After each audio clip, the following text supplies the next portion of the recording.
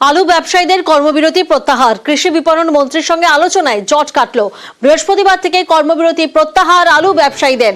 কর্মবিরতি প্রত্যাহারের সিদ্ধান্ত প্রগতিশীল আলু ব্যবসায়িক সমিতির।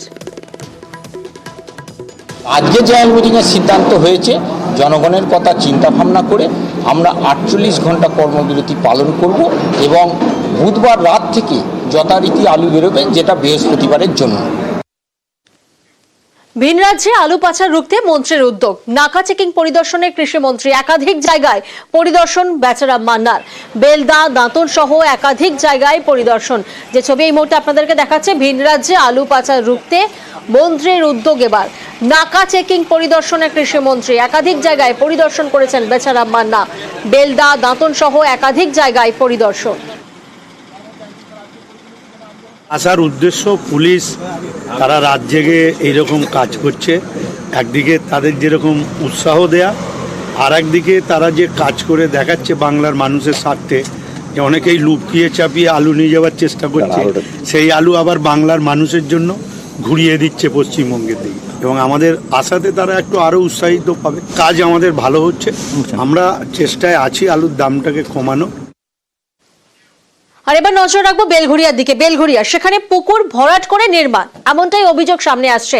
রাতে মাটি ফেলে পুকুর ভরাটের অভিযোগ, আর তারপর সেই পুকুর ভরাট করে নির্মাণ হচ্ছে। দেখুন সেই ছবিটা। জমি মালিকের বিরুদ্ধে পুকুর ভরাটের অভিযোগ সামনে আসছে। স্থানীয়রা কি বলছেন শোনাবো।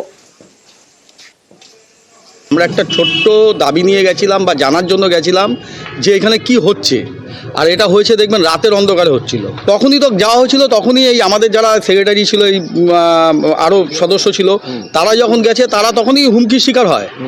আমরা যাচ্ছি এই জিনিসগুলো, কারণ এটা তো রাজ্যের ইনস্ট্রাকশন, এটা তো মেন আপনাদের মুখ্যমন্ত্রী বলুন বা বিভিন্ন রকম জায়গার থেকে আমাদের এসছে, বিভিন্ন এলাকার লোকদেরই এখানে সজাগ থাকতে বলেছে যে আপনারা যদি সজাগ না থাকেন তাহলে কিন্তু এই জিনিস আমরা বন্ধ করতে পারবো না, কারণ প্রশাসনের প্রতিটা ঘরে ঘরে গিয়ে দেখা সম্ভব না। তো আমরা যাচ্ছি যে এই জিনিসগুলো বন্ধ হোক।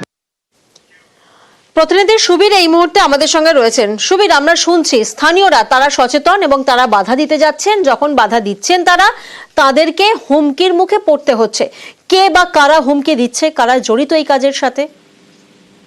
রামারাটি পৌরসভার 31 নম্বর ওয়ার্ড নন্দননগর আমতলা এলাকা, এখানে রাতের অন্ধকারে এইভাবে কিন্তু কর্মীদের দিয়ে মাটি ফেলা হচ্ছে এবং অবৈধভাবে প্রাচীন যে পুকুর, সেই পুকুরের কিন্তু একাংশ কিন্তু দখল করে সেখানে মাটি ফেলে অবৈধভাবে কিন্তু সে ভরাট করা হচ্ছে। এবং খবর পেয়ে যখন আমরা ঘটনাস্থলে যাই, তখন কিন্তু সেই ভরাটের ছবি আমাদের ক্যামেরা ধরা পড়ে। এবং যারা স্থানীয় বাসিন্দা রয়েছেন, যারা ক্লাবের সদস্য রয়েছেন, তারা কিন্তু বাধা দিয়েছেন। এবং যখন তারা বাধা দিতে যান, তখন কিন্তু এই যে জমি মালিক রয়েছেন, তার কিন্তু হুমকির মুখে পড়তে হয় এই স্থানীয় বাসিন্দাদের। এবং এই হুমকির জেরে যে তারা প্রভাবশালী ব্যক্তি, তিনি তার শাশ্বত মিত্র, যিনি জমি মালিক, তিনি ভরাট করছিলেন। এবং তার এই যে হুমকি, এই হুমকির ঘটনায় কিন্তু যথেষ্ট আতঙ্কিত। অর্থাৎ এই জমি স্থানীয় বাসিন্দাদের কিন্তু ফোনেও হুমকি দেওয়া হয়, এমনটা তারা অভিযোগ করছেন। বাধা দেওয়াতেই কিন্তু তাদেরকে এই ধরনের হুমকি। কিন্তু পৌরসভা পরিষ্কার জানিয়েছেন যে অবৈধ এইভাবে কোনো রকম ভাবে পুকুর ভরাট করতে দেওয়া যাবে না, অবিলম্বে কিন্তু এই পুকুর আগের অবস্থায় ফিরিয়ে দেবে, এমনটাই জানিয়েছেন রামারাটি পৌরসভার পুরপ্রধান গোপাল সাহা। বেশ, অভিযুক্তের সঙ্গে যোগাযোগ করে নিউজ 18 বাংলা। তবে পুকুর ভরাটের অভিযোগ নিয়ে প্রশ্ন করা হলে কোনো উত্তর মেলেনি। হ্যালো, শাশ্বত মিত্র বলছেন? বলছিলাম, আমি সুবীর দিয়ে কথা বলছি, নিউজ 18 বাংলা চ্যানেল থেকে।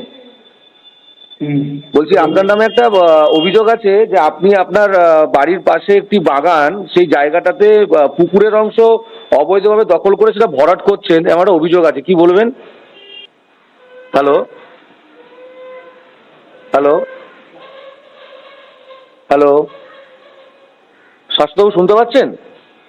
হ্যালো। কড়া পদক্ষেপের হুঁশিয়ারি কামারহাটি পুর প্রধানের। ইতিমধ্যেই ইয়েকে জানিয়েছি, পুলিশকে করেছি, অভিযোগ করেছি, করে তার ব্যবস্থা নেওয়ার জন্য করেছি। সেসব দেখবে আমাদের ইয়েরার, দেখবে আমাদের ডিপার্টমেন্ট দেখবে আচ্ছা, কি করেছে। এবং সে মধ্যে শুনেছি কলম করে, জলের মধ্যে কলম করে তারা ইয়ে করছে, কনস্ট্রাকশন করছিল। হ্যাঁ, সেসব গেছে, পুলিশ বন্ধ করেছে।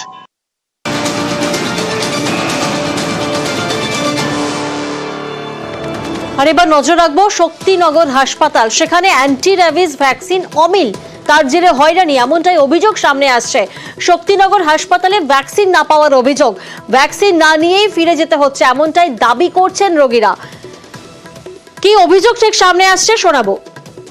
গত পরশু দিনকে মাকে হনুমানে আঁচড় দেয়, প্রেসক্রাইব করেন একটা ভ্যাকসিনের জন্যে।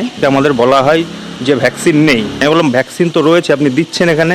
বলছে ভ্যাকসিন যাদের আগের ডোজ দেয়াদের 1 ডোজ করে দেওয়া রয়েছে তাদেরকে ডোজ দেওয়া হবে, এখন নতুন করে ভ্যাকসিন কোনো দেয়া হবে না। তো আমার এটাই অভিযোগ যে আমরা বারবার করে গিয়ে এর আগেও গেছি, এরকম ভ্যাকসিন থাকা সত্ত্বেও বলছে ভ্যাকসিন নেই। এর একটা বিহিত বা মীমাংসা দরকার আমাদের সরকারি হাসপাতালে। কুকুরে কামড়িয়েছে আজ 13 দিন, বৃহস্পতিবারে কামড়িয়েছে, পরের বৃহস্পতিবারে এসেছিলাম, সেদিনও ঘুরিয়ে দিয়েছে। আজকেও এসেছি, বলছে একটা অবধি বসো, তারপরে যদি হয় দেবো, না হলে চলে যেতে হবে। কদিন ঘুরলেন নিয়ে? আজ দিয়ে 3 দিন। প্রতিনিধি সমীর রুদ্র এই মুহূর্তে আমাদের সঙ্গে রয়েছেন। সমীর, আমরা শুনলাম যারা রোগী, যারা আক্রান্ত, তারা বলছেন ভ্যাকসিন নিতে গেছেন অথচ ভ্যাকসিন পাননি, কিন্তু তারা এও দাবি করছেন যে হাসপাতালে ভ্যাকসিন রয়েছে। আসল তথ্যটা কি? হাসপাতালের তরফ থেকে কি বলা হচ্ছে? দেখো, হাসপাতাল কর্তৃপক্ষ জানাচ্ছে ভ্যাকসিনের কোনো ঘাটতি নেই এবং ভ্যাকসিন দেওয়া হচ্ছে, কিন্তু এর পাশাপাশি দেখা যাচ্ছে যারা রোগী তারা যখন ভ্যাকসিন আনতে যাচ্ছে তাদের পাচ্ছে, তাদেরকে ধরানো হচ্ছে, একের পর একটা ডেট দেওয়া হচ্ছে। তাহলে প্রশ্নটা কোথায়? তাহলে প্রশ্নটা কি উঠছে যে দালাল চক্র কাজ করছে, যে এই ভ্যাকসিন কি বাইরে বিক্রি করা হচ্ছে, বা কিংবা এই রোগীদের কি বাইরে থেকে ভ্যাকসিন কিন্তু বাধ্য করা হচ্ছে, অথবা এই ভ্যাকসিন কোনো জায়গায় চালানো করা হচ্ছে, এটা নিয়ে প্রশ্ন উঠছে। কিন্তু হাসপাতালের যে সুপার, তিনি বলছেন সমস্ত রোগীকে ভ্যাকসিন দেওয়ার প্রয়োজন নেই, সেই প্রয়োজন আছে কিনা সেটা দেখার পরে তাকে ভ্যাকসিন দেওয়া হবে, সেই কারণে হয়তো ধরানো হচ্ছে। কিন্তু সমীর, যখন প্রেসক্রিপশনে ডক্টর প্রেসক্রাইব করে দিচ্ছেন অ্যান্টিরেবিস ভ্যাকসিনে, তারপরে সুপার কি করে বলতে পারেন যে প্রয়োজন নেই?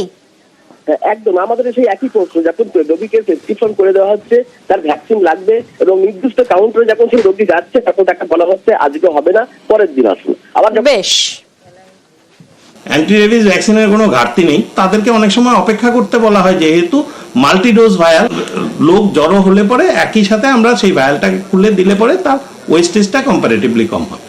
এই যে অপেক্ষা করার কারণে কি কোনো সমস্যা তৈরি হতে পারে পেশেন্টের? আমাদের কাছে একজন পেশেন্ট এসছেন, আমরা তার ক্যাটাগরি চেক করেছি, তার ক্যাটাগরি 1 বাইট আছে, ক্যাটাগরি 1 বাইটের জন্য তিনি এলিজিবল নন। এটা কোনো কারণে মিসকমিউনিকেশন হচ্ছে, সেই মিসকমিউনিকেশনটা হওয়া বাঞ্ছনীয় না।